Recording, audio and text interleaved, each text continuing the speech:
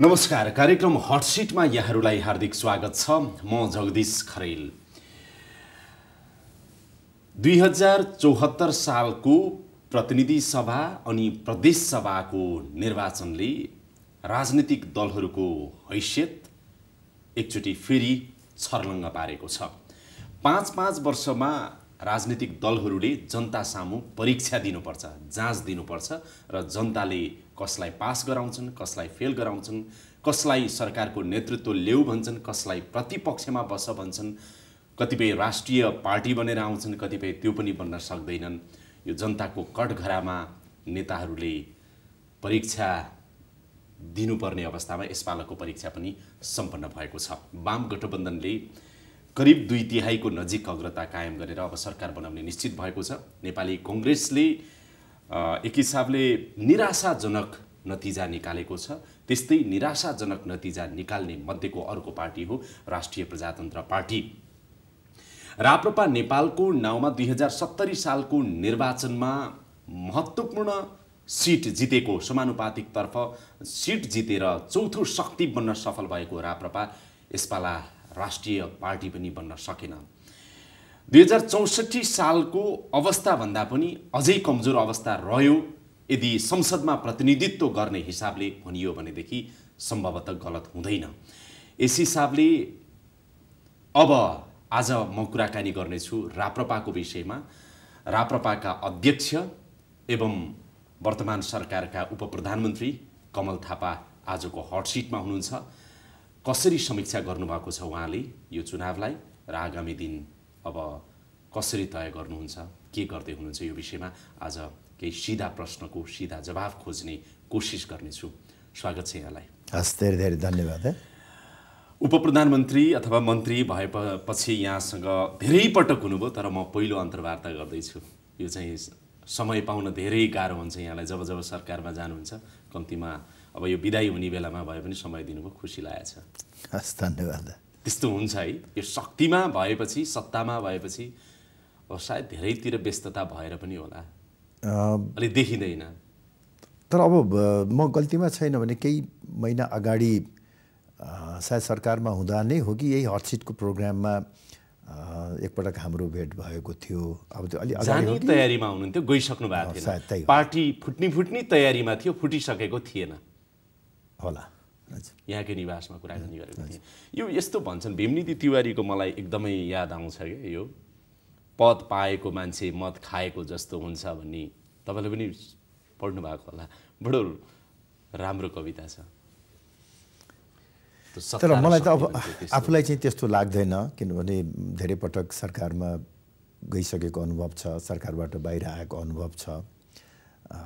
राजनीतिक व्यवस्था परिवर्तन भए तापनि सत्ताको नजिक रहेर पटक पटक काम गरिरहेको हुँदा त्यो सत्ताको मदले अलि माथिएको वा अहम दम्भ रहेको जस्तो चाहिँ मलाई चाहिँ गरेको छ जस्तो लाग्दैन। सायद बाहिरबाट चाहिँ अलिकति एउटा आरोप तपाईँलाई यो पनि लाग्छ, जब तपाईँ सडकमा हुनुहुन्छ, सबैको प्रिय, सबैको नजिक हुनुहुन्छ, सबैको पहुँचमा हुनुहुन्छ, जब तपाईँ सत्ता कुर्सीमा हुनुहुन्छ, सरकारमा हुनुहुन्छ, सबैलाई छोड्नुहुन्छ, बिर्सनुहुन्छ, त्यसको परिणाम पनि यसपालासम्म पनि भोग्नुभयो भन्ने पनि आरोप छ तपाईँलाई।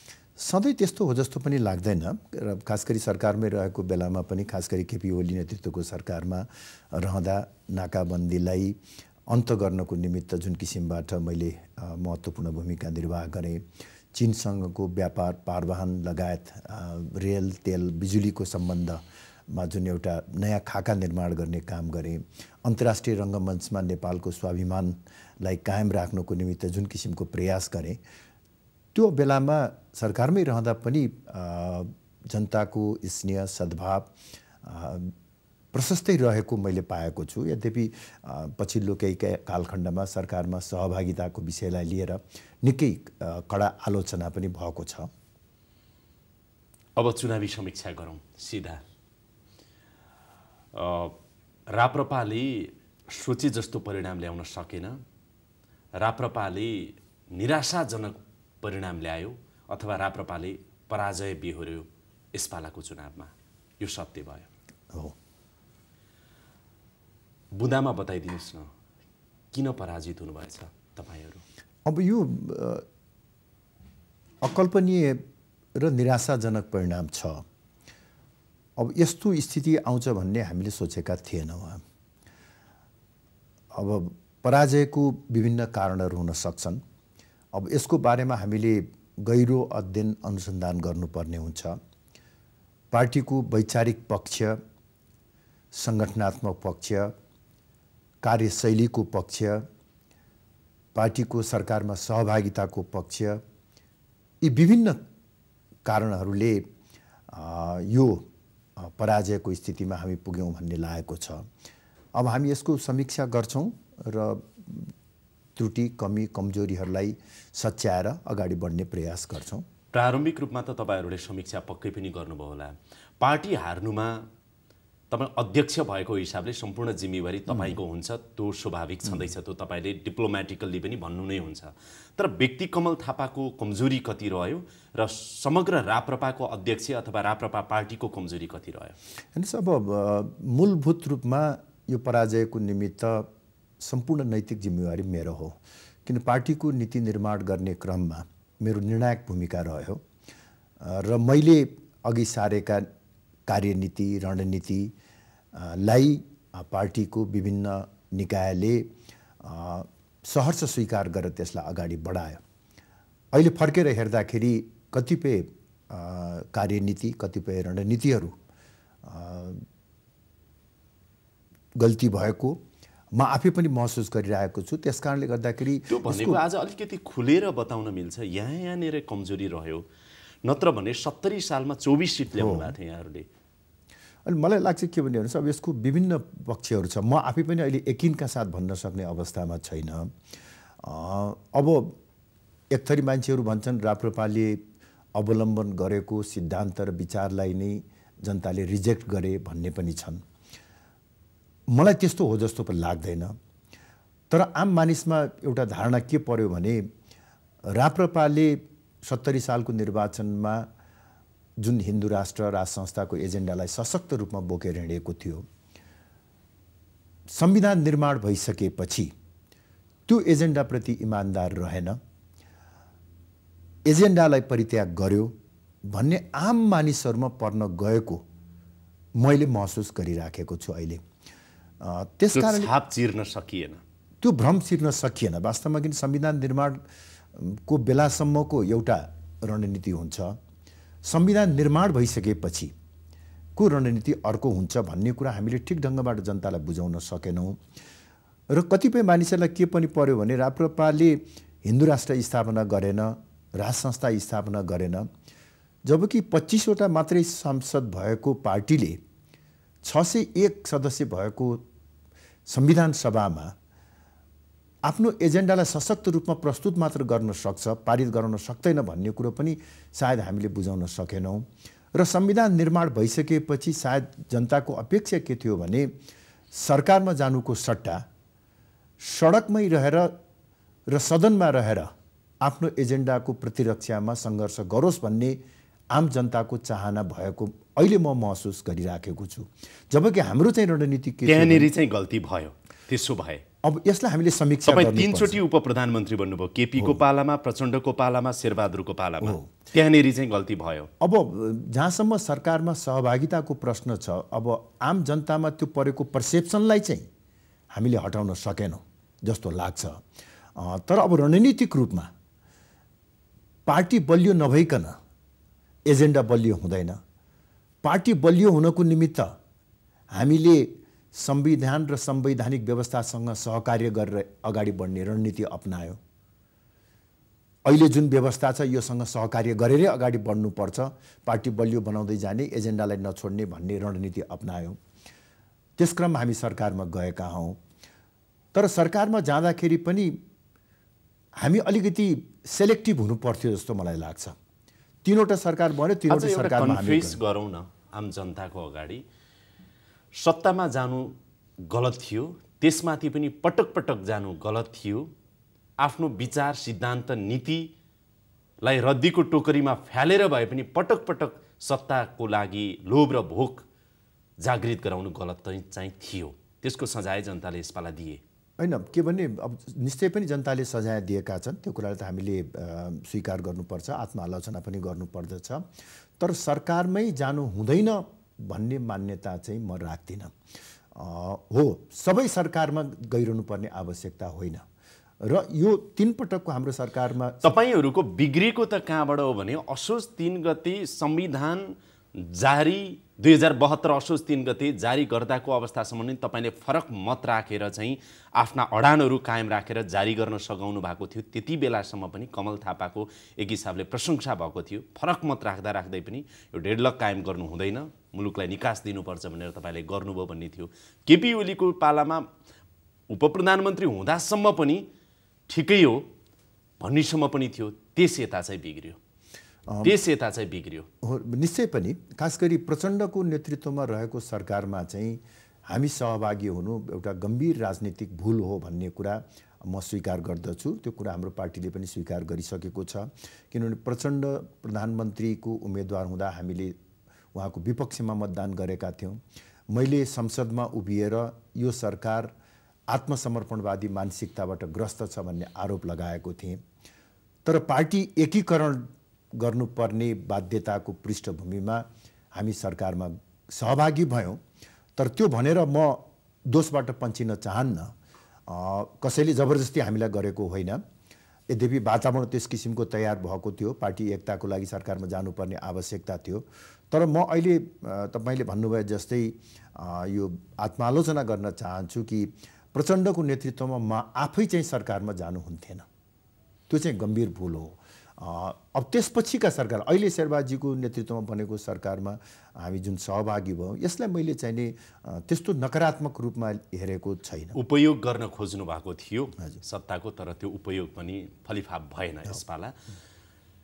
त्यसो हो भनेदेखि पशुपति शमशेर राणाहरूसँग चाहिँ अगाडि पार्टी एकीकरण गर्नु गलत थियो तपाईको लागि, राप्रपाको लागि भनौँ, राप्रपा नेपालको लागि अगाडि पार्टी एकीकरण गर्नु गलत थियो अथवा पछि पार्टी फुटाउनु गलत भयो?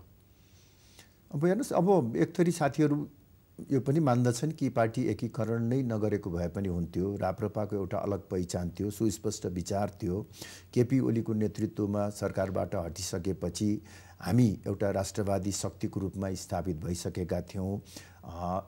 पार्टी एक नभएको भए हामी त्यही लाइनमा अगाडि बढ्थ्यौँ। जति लोकप्रियता नेकपा एमाले वा केपी ओलीको थियो त्यतिकै लोकप्रियता राप्रपाको पनि हुन्थ्यो। त्यसकारणले हामीले पार्टी एकीकरण नगरेको भए हुन्थ्यो भन्ने पनि एउटा सशक्त मत छ। तपाईको बुझाइ चाहिँ के हो? मलाई चाहिँ हेर्नुहोस्, अब खास गरी संविधान निर्माण भइसकेपछि केवल त्यो एजेन्डाको बलमा मात्रै हामीले एउटा महत्त्वपूर्ण निर्णायक शक्तिको रूपमा अगाडि बढ्न सक्दैनौँ। किनभने हाम्रो आकाङ्क्षा भनेको त पार्टीलाई ठुलो बनाउने, बढीभन्दा बढी संसदमा सिट जित्ने र आफ्नो एजेन्डालाई स्थापित गर्ने। अब त्यो गर्नको निमित्त जब संविधान निर्माण भइसकेपछिको अवस्थामा हामीले केही रणनीतिहरू परिवर्तन गऱ्यौँ। एउटा रणनीति परिवर्तन के भयो भने संविधान र संवैधानिक व्यवस्थासँग सहकार्य गर्ने, अर्थात् आवश्यक पर्यो भने सरकारमा पनि जाने एउटा रणनीति हामीले अवलम्बन गऱ्यौँ। र दोस्रो चाहिँ नि अब पार्टी ठुलो बनाउनको निमित्त हिजोको चाहिँ नि सँगै बसेर काम गरेका राप्रपाका साथीहरू त्यो सम्म सबै ठिकै छ। तपाईको बुझाइ चाहिँ त्यसो भए फुटाउनु गलत हो? फुट्नु गलत हो। एकता चाहिँ नि भइसकेपछि फुट्ने पनि तपाईको के भयो भनेदेखि पशुपतिहरू पहिल्यै सरकारमा हुनुहुन्थ्यो, तपाईले पछि अब फेरि फुट्यो, फुटेपछि फेरि उपप्रधानमन्त्री बन्नुभयो तपाईँ। त्यहाँ पनि सत्ताकै कुरा नै रह्यो तपाईहरूको फुट्नुको कारण। तपाईँ सरकारमा नजाउँ भनिरहनु भएको थियो, उहाँहरू जान खोज्नुभयो त्यति बेला। त्यो बेलामा चाहिँ वास्तवमा के भने अब हामीले पार्टी एकीकरणलाई महत्त्व दिने वा सरकारमा रहने कुरालाई महत्त्व दिने भन्ने छनौट हुँदाखेरि हामीले सरकारमा रहेर केही फरक पर्दैन, पार्टी एकतालाई महत्त्व दिउँ भनेर चाहिँ गरे हौँ। त्यति बेला नि उपप्रधानमन्त्री पाए कमल थापा जानी, नभएदेखि नजानी भने बाहिर त यो नै कुरा बाहिर आयो। तर वास्तवमा के भन्दा म अहिले त्यो स्वीकार गर्छु, वास्तवमा त्यो अवस्था चाहिँ होइन। सरकारमा जानको निमित्त उपप्रधानमन्त्री शर्त होइन, उपप्रधानमन्त्री त उहाँहरू जहिले पनि दिइराख्नु भएको थियो, त्यसमा कहिले पनि त्यो चाहिँ शर्त थिएन। तर म जानु हुन्थेन भन्ने मलाई अहिले लाग्छ। हेर्नुहोस्, खैर विगतको समीक्षा धेरै त नगरौँ। तपाईँले अँगाल्नु भएको राष्ट्रवाद पनि सोलो ढोलो केपी ओलीतिरै गयो। भोट त्यतैतिर गयो यसपाला होइन त? मतलब तपाईहरू राष्ट्रवादी शक्ति भनिराख्नु भएको थियो, तपाईहरूभन्दा 3 कदम बढी राष्ट्रवादी शक्ति नेकपा एमाले भएर आयो। त्यसकारण राष्ट्रवादी शक्ति भनिएकाहरूलाई आउने भोट पनि उता गयो यसपाला, हो त्यस्तो फिल हुन्छ? होइन, अहिलेको स्थितिमा स्वाभाविक रूपले राष्ट्रियताको पक्षमा नेकपा एमाले जुन सशक्त ढङ्गबाट खडा भयो त्यसको फाइदा नेकपा एमाले लियो। यद्यपि म के यहाँ जोड दिन चाहन्छु भने नेकपा एमालेको विगतको पृष्ठभूमि हेर्ने हो भने धेरै त्यहाँ प्रश्नहरू गर्न सकिन्छ र केपी ओलीको नेतृत्वमा सरकार गठन भइसकेपछि त्यो सरकारलाई एउटा राष्ट्रवादी र राष्ट्रिय स्वाभिमानमा अड्न सक्ने सरकारको रूपमा स्थापित गराउनको निमित्त हाम्रो निर्णायक र महत्त्वपूर्ण भूमिका थियो। त्यसको फाइदा हामीले लिन सकेनौँ किनभने हामी पछि प्रचण्डको सरकारमा सहभागी भयौँ। पक्कै पनि त्यो अघि तपाईँले भनिसक्नु भएको छ। 70 सालको तुलनामा चुनाव प्रचार पनि तपाईँहरूको एकदमै एग्रेसिभ रूपमा चाहिँ भएन, विस्तारित रूपमा भएन कि भयो, के भयो? अनि यसपटक अर्को फेरि चाहिँ चुनावी दृष्टिकोणबाट हाम्रो रणनीति गलत के भयो भने हामीले अब काङ्ग्रेससँग सहकार्य गऱ्यौँ, त्यो वैचारिक सैद्धान्तिक दृष्टिकोणबाट ठिकै हो भन्ने लाग्छ। तर काङ्ग्रेस आफैमा यस्तो पार्टी रहेछ जो केन्द्रदेखि गाउँ तहसम्म एकदम विभाजित किसिमको गुटबन्दीबाट ग्रस्त रहेको पार्टी। त्यो कारणले गर्दाखेरि लिखित रूपमा भएको सम्झौता अनुसार पनि कार्यान्वयन हुन सकेन। त्यसको परिणाम त देखिहाल्यो। झापा 3 मा राजेन्द्र लिङदेनलाई उहाँ वामपन्थीहरूले सहयोग गरे, यता तपाईँलाई काङ्ग्रेसको सपोर्ट भयो। कसैको सपोर्टले पनि धेरै काम भएन वास्तवमा। किन काङ्ग्रेससँग हामीले एउटा सैद्धान्तिक वैचारिक दृष्टिकोणबाट सँगै जानुपर्छ भन्ने हिसाबले यो गठबन्धन गऱ्यौँ। तर उहाँहरूले इमान्दारी त देखाउनु भएन र लिखित रूपमा गरेको सम्झौता अनुसार त्यो झापाको मात्र कुरा होइन। अब उहाँहरूले 7 वटा प्रतिनिधि सभामा हामीलाई सघाउने भनेर चाहिँ सम्झौता भएको थियो, जम्मा 4 वटामा मात्र सघाउनु भयो। 25 देखि 31 वटा चाहिँ प्रदेश सभामा राप्रपालाई सिट दिने भनेर लिखित सम्झौता भएको थियो, त्यो अनुसार उहाँले कार्यान्वयन गर्नु भएन। त्यो स्थितिमा गठबन्धनले काम गरेन। त्यो स्थितिमा वास्तवमा हाम्रो अगाडि विकल्प नभए होइन। यसपटक तपाईँहरूलाई राजाले पनि छोडिदिनु भएको हो? मलाई त्यस्तो लाग्दैन, किनभने राजासँगको जुन एक खालको तपाईँको सम्बन्ध नै चिसियो भन्ने कुराहरू बाहिर आएसँगै यसपाला राजाले पनि अलिकति साथ छोडिदिएको हो कमल थापाहरूलाई भन्ने कुरा आयो। अनि मलाई त्यस्तो लाग्दैन, हेर्नुहोस्, किनभने राजाको भूमिका जहिले पनि तटस्थ रहँदै आएको छ। कुनै एउटा पार्टीलाई मेरो पार्टी भनेर राजाले विगतमा भनेको मलाई सम्झना छैन। यति मात्र हो के भनेदेखि विगतमा राज संस्थाको एजेन्डालाई बोकेर हिँड्ने एकमात्र पार्टी राप्रपा नेपाल थियो। त्यो अवस्थामा स्वाभाविक रूपले राजा पक्षधरहरूको एकलौटी सपोर्ट हामीलाई थियो। तर यसपटक अब पार्टी विभाजन सँगसँगै अब डाक्टर प्रकाश चन्द्र लोहनीले त हाम्रै एजेन्डा बोकेर हिँड्नुभयो। पशुपतिजीले पनि घुमौरो पाराले राज संस्था प्रति आस्था रहेको अलिकति अभिव्यक्ति देखाउनु भयो। त्यसले गर्दाखेरि यो भोट चाहिँ विभाजित भएको चाहिँ हो। तर जहाँसम्म राजा वा राज संस्थाको कुनै एउटा पार्टीप्रति एउटाको दृष्टिकोणको कुरा छ, मलाई लाग्छ राजाले त्यसरी एउटा पक्ष लिएको जस्तो मलाई लाग्दैन। आज हेर्नुहोस् त, राप्रपा प्रजातान्त्रिक अथवा प्रकाश चन्द्र लोहनीको राप्रपा भनौँ न, उहाँले नेतृत्व गर्नु, यहाँहरू मिल्नु भएको भएदेखि राष्ट्रिय राजनीतिक पार्टी त बन्ने रहेछ नि त, राष्ट्रिय पार्टी। अनि राष्ट्रिय पार्टी मात्र होइन, पार्टी एक भएर चाहिँ नि यदि हामीले चुनावमा जान पाएको भए त तेस्रो विकल्पै भन्थ्यौँ नि हामी। एकातिर वाम गठबन्धन हुन्थ्यो, अर्कोतिर काङ्ग्रेसको गठबन्धन। आज त तपाईँहरू क्षेत्रीय दल राष्ट्रिय राजनीतिक दल बनेर आए, उपेन्द्र यादव अथवा राजपा भन्नुहोस्। तपाईँहरू अब एक हिसाबले भन्ने हो भनेदेखि अब इतिहासको गर्वमै कतै हराउनुहुन्छ कि भन्ने जस्तो। होइन, सङ्ख्याको दृष्टिकोणबाट संसदमा हाम्रो प्रतिनिधित्व अत्यन्तै न्यून भयो। तर सङ्गठनात्मक दृष्टिकोणबाट त अहिले तपाईँले नाम लिनुभएका क्षेत्रीय पार्टीहरूको तुलनामा राप्रपाको देशव्यापी सङ्गठन छ, कार्यकर्ताहरू छ। पार्टीलाई आउने भोट पनि आएन, तपाईँको 2 लाख त कटेन। पार्टीका कार्यकर्ताहरूको बाहेक हामीले अरू जनताको भोट नै पाउन सकेनौँ जस्तो लाग्छ यसपटक।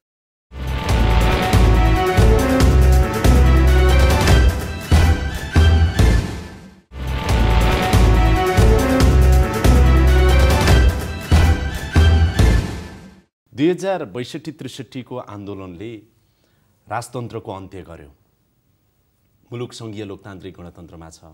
2074 सालको निर्वाचनले पूर्वपञ्चहरूको पार्टी, राजावादीहरूको पार्टी अथवा कन्जर्भेटिभ पार्टीहरू भनौँ न, तपाईँहरूको पार्टीको चाहिँ अवसान हुने दिशातिर अगाडि बढेको सङ्केत यो रिजल्टले देखाउँछ। एउटा महत्त्वपूर्ण पाटो मैले भने अब अहिलेको चुनावलाई मात्र आधार बनाउने हो भनेदेखि त त्यो स्थिति को विश्लेषण गर्न सकिन्छ। तर अब जुन एजेन्डा हामीले बोकेर हिँडेका छौँ यसको सर्वकालिक महत्त्व छ। खास गरी नेपालको भू राजनीतिक अवस्था, नेपालको धार्मिक, सामाजिक, सांस्कृतिक परिवेशको पृष्ठभूमिमा हामीले अवलम्बन गरेको हिन्दू राष्ट्रको एजेन्डा र राज संस्था सहितको प्रजातन्त्रको एजेन्डाको महत्त्व, आवश्यकता र औचित्य अहिले पनि छ र अझ बढ्दै गएको पनि देखिन्छ। घटना अब समाप्त भयो भनेर मैले यहाँलाई नम्र निवेदन गरेको, म त्यसलाई पूर्णतया अस्वीकार गर्छु। यद्यपि मैले अघि सुरुमै भनेको छु कि पार्टीको वैचारिक पक्षका बारेमा पनि हामीले पुनर्समीक्षा चाहिँ गर्नुपर्छ। अब राप्रपा प्रजातान्त्रिकको अथवा राप्रपा राष्ट्रवादीको पूर्व पञ्चहरूको पार्टीको अब नेपालमा आवश्यकता छैन भनेर जनताले भने। हैन, त्यो त मलाई लाग्छ त्यो निष्कर्ष अब उठ्न गाह्रो छ तपाईँलाई। 64 सालबाट 70 सालमा तपाईँ जसरी जुझारु बनेर आउनु भएको थियो नि, एक त उमेरले साथ दिँदैन, एक त विचारले साथ दिँदैन, अर्को समयले साथ दिँदैन। तपाईँको ठाउँ, तपाईँ पुरानो पात भइसक्नुभयो। तपाईँ मतलब तपाईँको पार्टी है अब तपाईँको ठाउँमा विवेकशील आउन थालिसक्यो, नयाँ पातहरू पलाउन थालिसके नेपाली राजनीतिमा पनि। होइन, वास्तवमा जुन अहिले तपाईँले जुन कुराहरू व्यक्त गरिराख्नु भएको छ यो धेरैको विश्लेषण र अभिमत त्यस्तो छ। त्यो विश्लेषण र अभिमत नै मेरो निमित्त सबभन्दा ठुलो च्यालेन्ज हो र यो च्यालेन्जलाई म स्वीकार गर्छु। र म फेरि पनि आत्मविश्वासका साथ भन्दछु कि राष्ट्रिय प्रजातन्त्र पार्टीलाई केही वर्षभित्रमा फेरि हामी एउटा महत्त्वपूर्ण निर्णायक शक्तिको रूपमा स्थापित गर्छौँ। हामी एकपटक पार्टीको एजेन्डाको बारेमा पनि समीक्षा गर्छौँ। देशव्यापी रूपमा हामी चाहिँ एउटा सर्वे जस्तो गर्छौँ र एजेन्डालाई नै अस्वीकार गरेको हो कि जनताले एजेन्डाको परिमार्जनलाई आवश्यक खोजेको हो। यो त समीक्षाको विषय बन्छ। एजेन्डालाई नै अस्वीकार गरेको हो कि अथवा एजेन्डा बोक्ने राजनीतिक दल जसले यो एजेन्डा लिएर म चाहिँ यसलाई स्थापित गर्छु भनेको थियो त्यसले सत्तारोहण बाहेक अरू गर्न सकेन, त्यसकारण राप्रपा अब आवश्यकता छैन भनेर जनताले यहाँहरूलाई धुलोमै फेरि मिलाए हो। तपाईँले चाहिँ नि अहिले गर्नुभएको विश्लेषणसँग म सहमत छु। हामीले निश्चय पनि समीक्षा चाहिँ गर्नुपर्छ। तर के भनेदेखि जनताले यो पटक हामीलाई रिजेक्ट गरेको मेरो आफ्नो विश्लेषणमा चाहिँ, हामी समीक्षा त गर्छौँ तर मेरो आफ्नो विश्लेषणमा हाम्रो एजेन्डालाई रिजेक्ट गरेको होइन।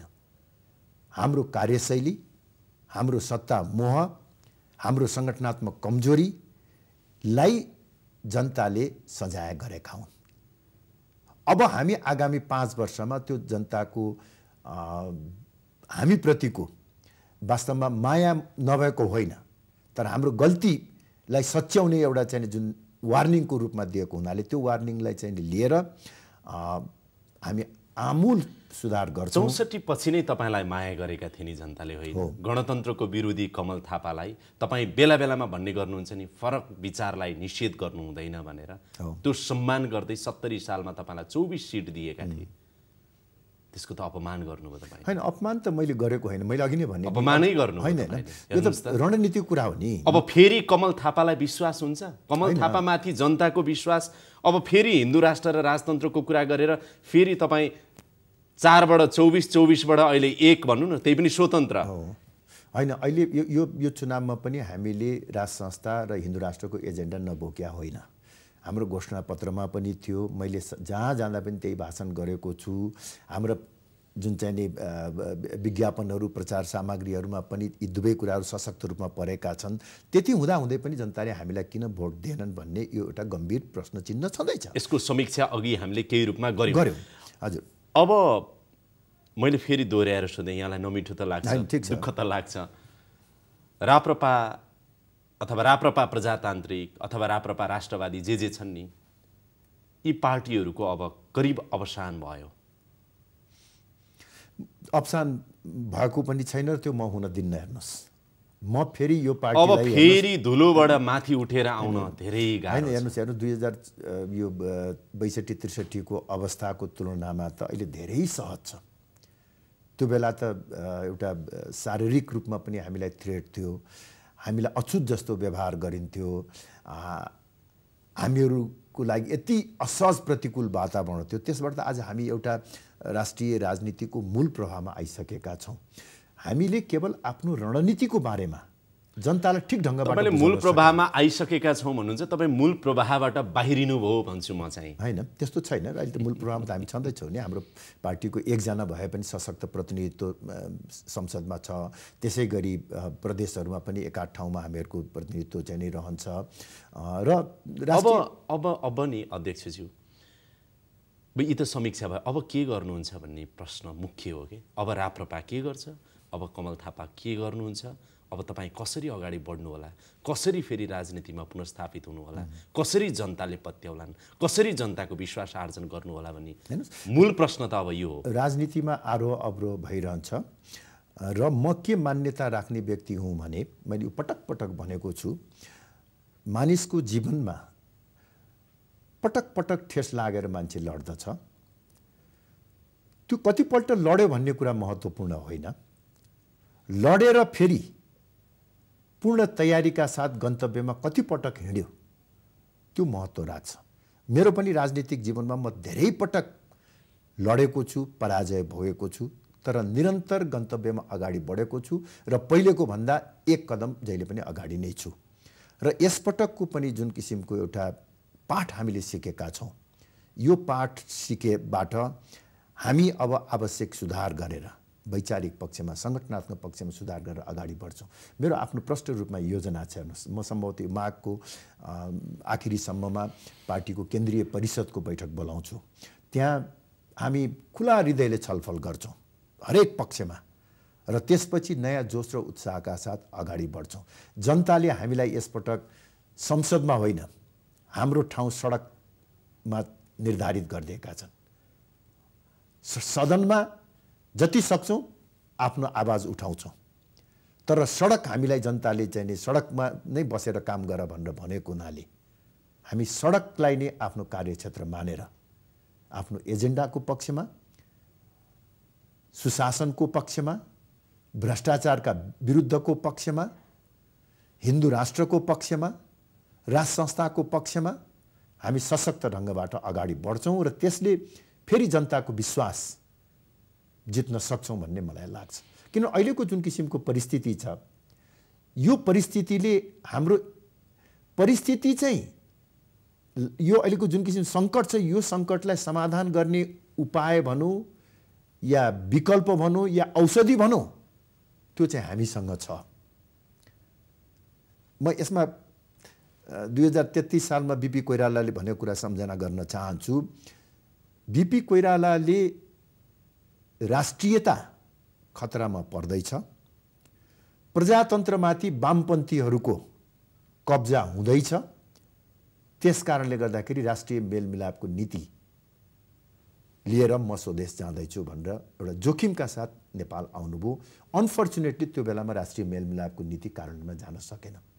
अहिले एक्ज्याक्टली त्यही अवस्था छ। हेर्नुहोस्, नेपाल पहिलो पटक राष्ट्रिय विखण्डनको आवाज देशभित्र उठेको छ।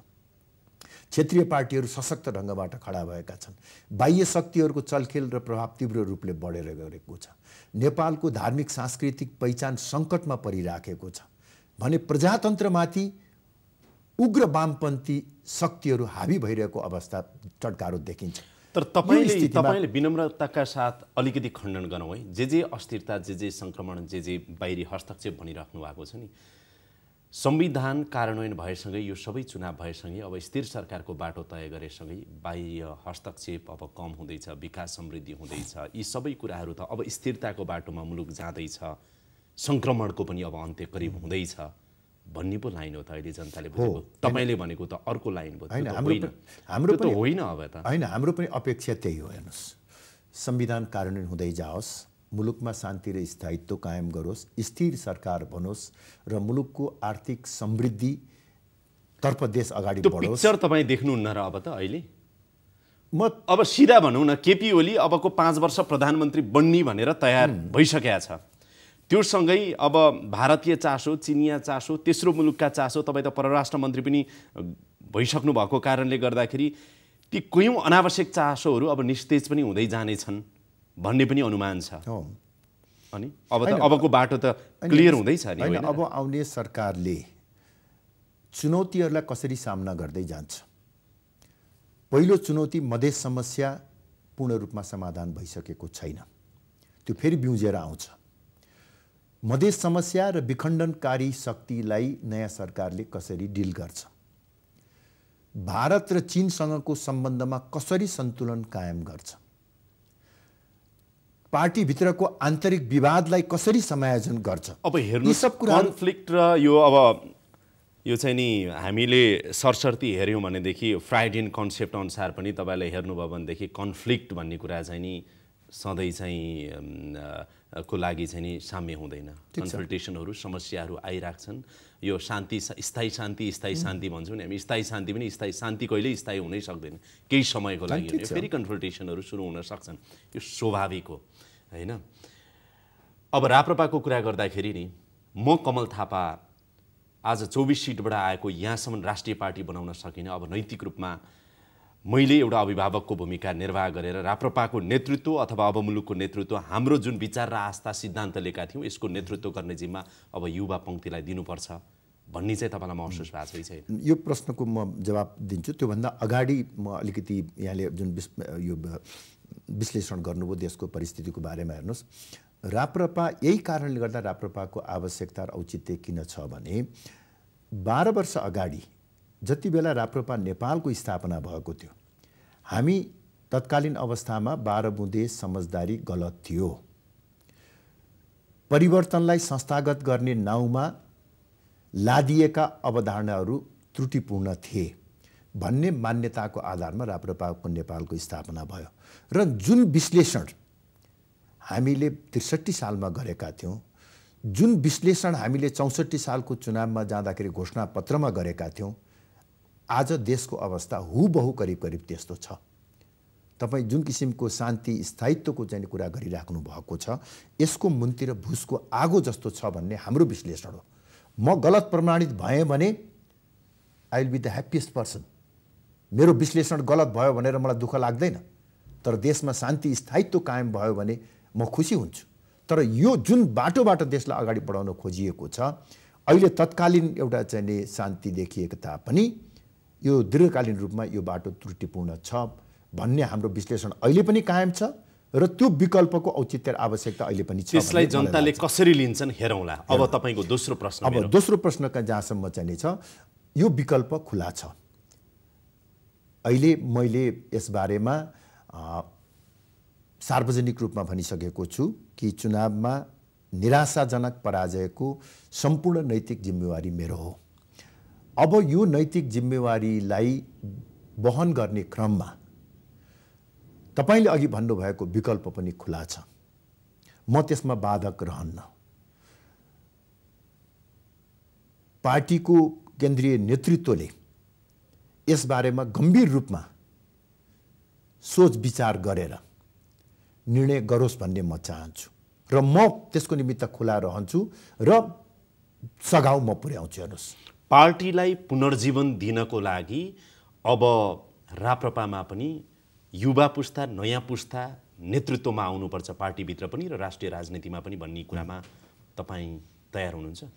बिल्कुल तयार छु। ह्यान्डओभर गर्न तयार हुनुहुन्छ? बिल्कुल तयार छु। त्यो सम्भावित व्यक्ति भनेको राजेन्द्र लिङ्गदेन हुन सक्छ? अब होइन, हेर्नुहोस्, त्यही समस्या छ तपाईँको। के भनेदेखि मैले मात्र चाहेर सबै कुरा हुने होइन। हेर्नुहोस्, यहाँ व्यक्तिको कुरै होइन। अब म तपाईँको के भनेदेखि जिम्मेवारीबाट अलग रहेर एउटा पार्टीको सिनियर लिडरको रूपमा, अभिभावकको रूपमा भूमिका निर्वाह गर्न तयार छु। तर पार्टी तयार छ कि छैन, यो मेरो निमित्त एउटा ठुलो फेरि अर्को नैतिक प्रश्न छ। हेर्नुहोस्, राप्रपामा पार्टी भनेकै कमल थापा भनेकै पार्टी। तपाईँ सिंगल लिडर हुनुहुन्थ्यो विगतमा, तपाईँको आफ्नो कमान्डमा पार्टी राम्रोसँग चलेको थियो, रिजल्ट पनि निकालेकै हो। राप्रपा नेपाल भनेकै कमल थापा भन्थे र कमल थापा भनेकै राप्रपा नेपाल भन्थे। यद्यपि तपाईँ चिरिराख्नुहुन्थ्यो म मात्रै होइन यस्ता यस्ता नेता हामी कहाँ हुनुहुन्छ भनेर। तर अहिले आएर के देखियो भने विषम परिस्थितिका बीचमा पनि तपाईले कङ्ग्रेसतिर अलायन्स यता गर्दै गर्नुभयो, उता चाहिँ नि एमालेसँगको अलायन्स गरेर जसरी भए पनि भारी मतले कृष्ण सिटौला जस्तो मान्छेलाई जितेर राजेन्द्र लिङ्गदेन त आउनुभयो। अब एउटा कुरा चाहिँ मैले यहाँ तपाईँलाई चाहिँ नि अलिकति करेक्सन गर्नुपर्ने छ। गर्नुहोस् त। काङ्ग्रेससँगको गठबन्धन र झापामा एमालेको गठबन्धन मैले गराएको, दुवै गठबन्धन केपी ओली र मैले हस्ताक्षर गरेका छौँ झापामा हामीलाई सहयोग गर्ने भनेर।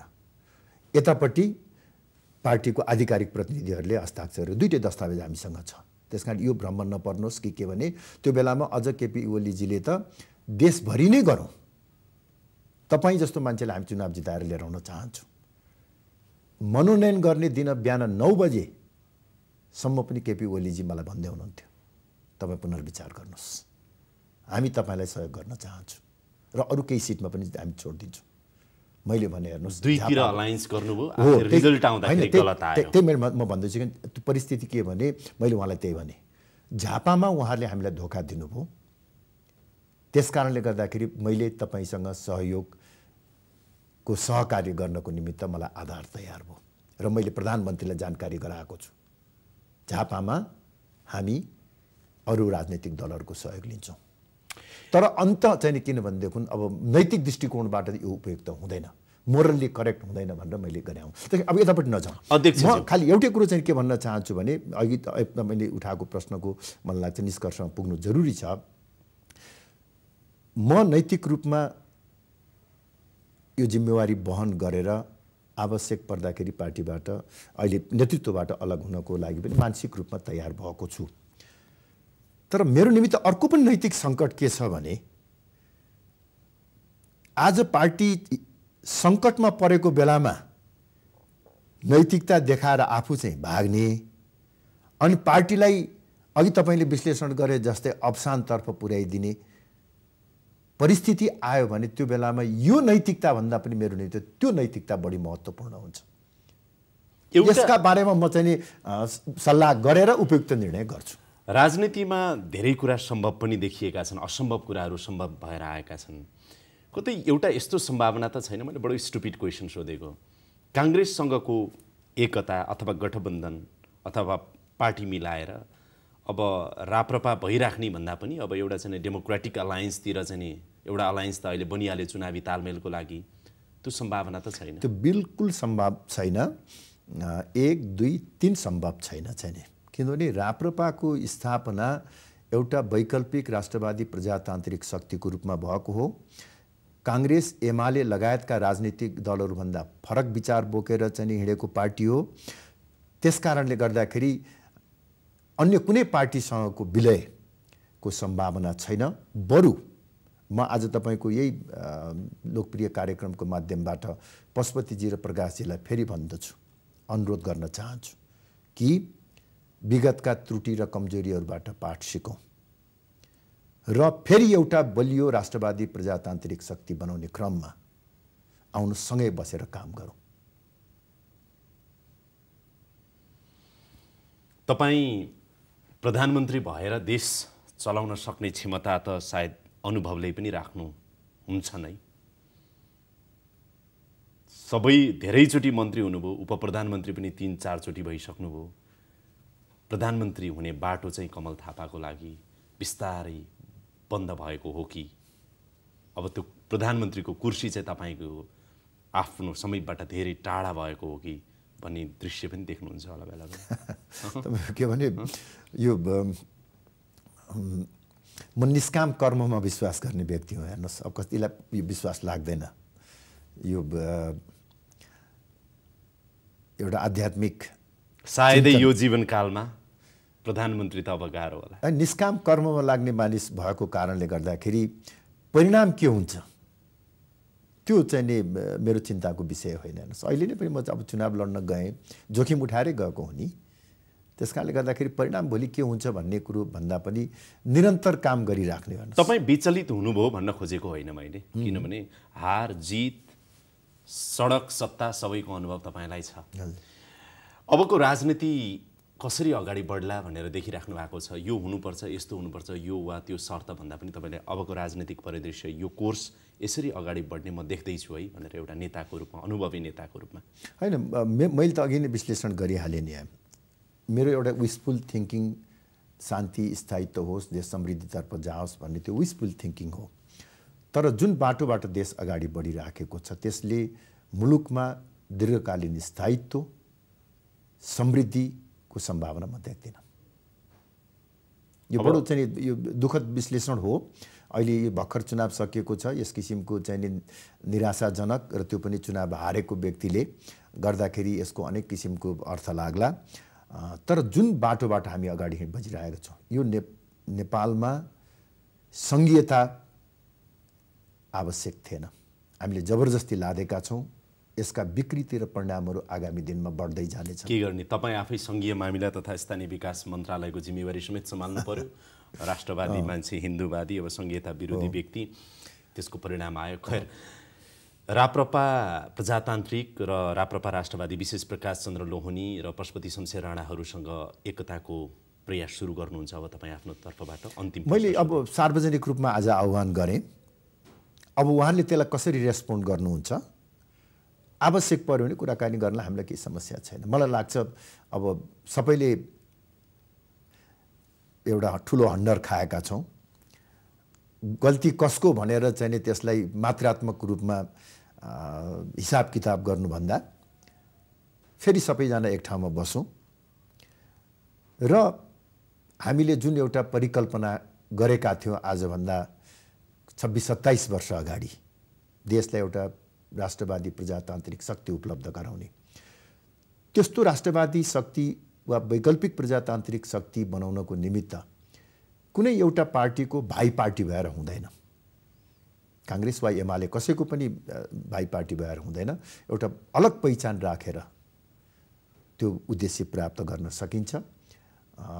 त्यसका निमित्त म उहाँहरूलाई आह्वान गर्दछु। हेर्नुहोस्, कार्यक्रममा आइदिनु भयो, तपाईँलाई धेरै धेरै धन्यवाद छ। हस्, धन्यवाद। हवस् त, यसका साथै अहिलेको लागि यो कार्यक्रम यहीँ बिट मार्ने अनुमति चाहन्छु। कार्यक्रम युनिटका सम्पूर्ण सहकर्मीहरूको साथमा मलाई पनि बिदा दिनुहोस्। नमस्कार।